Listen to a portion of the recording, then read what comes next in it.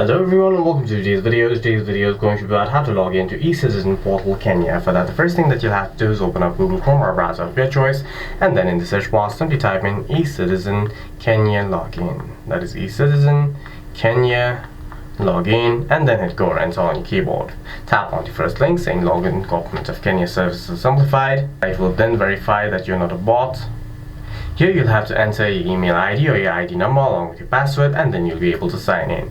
You can also sign in with your digital ID if you had signed up for it.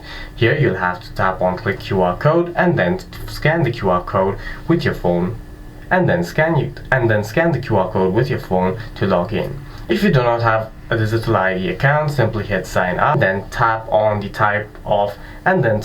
account type. You can tap on citizen, resident, refugee, diplomat, foreigner. For now we're going to be tapping on citizen. Here you'll have to enter your ID number and then your first name as per your ID, your date of birth, hit validate, enter your contact details, create a password, and then you'll be able to create your account and log into your account. For any further questions, please feel free to leave a comment down below.